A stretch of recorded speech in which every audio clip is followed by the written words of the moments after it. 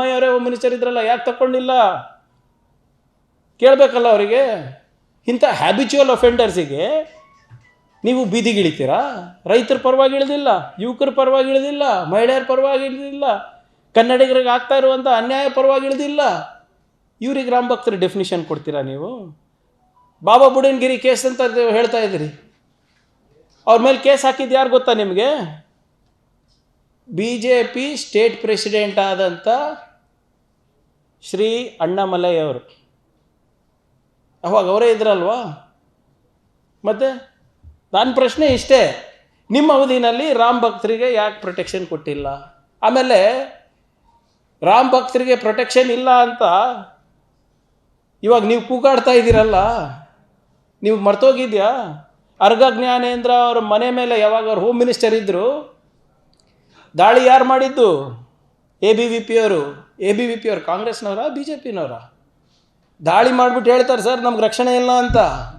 ಇದೇ ನಿಮ್ಮ ಸುನಿಲ್ ಅವರಿಗೆ ಮತ್ತು ನಿಮ್ಮ ಇನ್ನೂ ಒಂದಿಬ್ಬರು MLAಗಳಿಗೆ, ಮಿನಿಸ್ಟರ್ಗಳಿಗೆ ಮತ್ತು ಕಟೀಲ್ ಅವರಿಗೆ ಗಾಡಿ ಹತ್ತಕ್ಕೆ ಬಿಟ್ಟಿಲ್ಲ.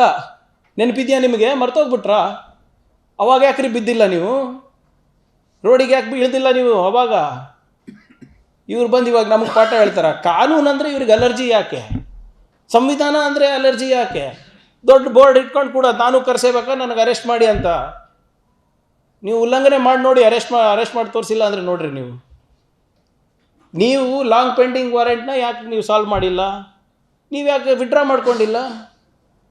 ಬೊಮ್ಮಾಯಿ ಅವರು ಮಂಗಳೂರಿನಲ್ಲಿ ಹೇಳಿದ್ದು ನೆನಪೋಗ್ಬಿಟ್ಟಿದೆ ಇವರಿಗೆ. ನೀವೇನು ಮಾಡಬೇಡ್ರಿ, ನೀವೇನು ಚಿಂತೆ ಮಾಡಬೇಡ್ರಿ, ನೀವು ಮಾಡ್ರಿ, ನಾವು ಇರ್ತೀವಿ, ಆ್ಯಕ್ಷನ್ ರಿಯಾಕ್ಷನ್ ಇದ್ದೇ ಇರ್ತವಂತ ಹೇಳಿದ್ದು ಯಾರು?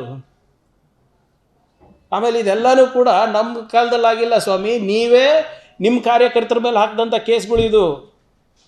ನೀವು ಮಣಿಕಂಠ ರಾಠೋಡ್ ಇರ್ಬೋದು, ನಿಮ್ಮ ಅವನು ಪೃಥ್ವಿ ಸಿಂಗ್ ಇರ್ಬೋದು, ನಿಮ್ಮ ಪೂಜಾರಿ ಇರ್ಬೋದು, ಬೇರೆ ಇರ್ಬೋದು, ಎಲ್ಲ ನಿಮ್ಮ ಅವಧಿನಲ್ಲೇ ಆಗಿದ್ದು.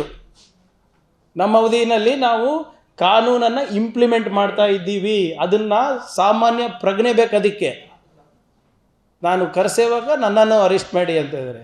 ಇದು ಇದು ಜವಾಬ್ದಾರಿ ಸ್ಥಾನದಲ್ಲಿರುವಂಥ ಮಾತಾಡೋರ ಮಾತುಗಳ ಇದು. ಕಾನೂನು ಉಲ್ಲಂಘನೆ ಮಾಡಿದ್ರೆ ನಿಮಗೂ ಅದೇ ಆಗುತ್ತೆ. ಇವರು ನ್ಯಾಯಾಂಗದ ಆದೇಶದ ವಿರುದ್ಧ ಜನರಿಗೆ ಕಟ್ತಾ ಇದ್ದಾರೆ. ಲಾಂಗ್ ಪೆಂಡಿಂಗ್ ವಾರೆಂಟ್ ಕೇಸಸ್ ಇವ್ರಿಗೆ ಅರ್ಥ ಆಗಲ್ವಾ? ಅರ್ಥ ಆಗಿಲ್ಲ ಅಂದರೆ ಕೇಳ್ರಿ ಯಾರಾದರೂ ಕಾನೂನು ತಜ್ಞರಿಗೆ ಏನಿದೆ ಅಂತ. ರಾಮ ಮಂದಿರ ಇನಾಗ್ರೇಷನಿಗೆ ಇವ್ರಿಗೇನ್ರಿ ಸಂಬಂಧ? ರಾಮ ಮಂದಿರ ಆಗ್ತಾ ಇದ್ದಾರೆ ಅಂದರೆ ಇಲ್ಲಿ ದೊಂಬಿ ಎಬ್ಸೋರಿಗೆಲ್ಲ ಇಲ್ಲಿ ನಾವು ಬಿಟ್ಬಿಡ್ಬೇಕಾ ಫ್ರೀ? ರಾಮ ಮಂದಿರ ಕೇಸರಿ ಶಾಲ್ ಹಾಕೊಂಡ ತಕ್ಷಣ ನಿಮ್ದೇನು ಸಾತ್ಖೂನ್ ಮಾಫಾ? ಕೇಸರಿ ಶಾಲ್ ಹಾಕಿದ ತಕ್ಷಣ ನೀವು ಆಸ್ತಿ ಪಾಸ್ತಿಯನ್ನು ಲೂಟಿ ಮಾಡ್ಬೋದಾ? ನೀವು ಜೂಜಾಡಿಸ್ಬೋದಾ? ಮಟ್ಕ ನಡೆಸ್ಬೋದಾ? ಇವ್ರ ಮೇಲೆ 16 ಕೇಸು ಎಲ್ಲ ಅದೇ ಇದೆ ಅಲ್ಲ. ಸಾರಾಯಿ ಮಾರೋದು, ಮಟ್ಕ ಮಾಡೋದು, ಇಂಥವ್ರು ಯಾಕ್ರಿ ನೀವು ಸಾಕ್ತೀರಾ? BJPನವರು ಯಾವ ಫೈಟರ್ ರವಿ ಅಲ್ಲ ಕರ್ಕೊಂಡೋಗಿ ಪ್ರಧಾನಮಂತ್ರಿಗೆ ಇಂಟ್ರಡ್ಯೂಸ್ ಮಾಡಿದ್ರು.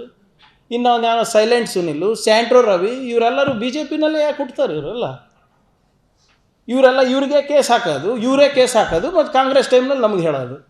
ಕುಮಾರ ಕೃಪದಿಂದ ಇಂಥ ರೌಡಿಗಳು ನಿಮ್ಮ ಸರ್ಕಾರ ನಡೆಸ್ತಾ ಇದ್ರು, ಮರ್ತೋಗಿದ್ರೇನ್ರಿ? ನಮಗೆ ಬಂದು ಪಾಠ ಹೇಳ್ತಾರೆ. ಫಸ್ಟು ನಿಮ್ಮ ಮನೆ ನೋಡ್ಕೊಳ್ಳಿ. Yes, it is proved. That is why he has got bail, he has gone to court.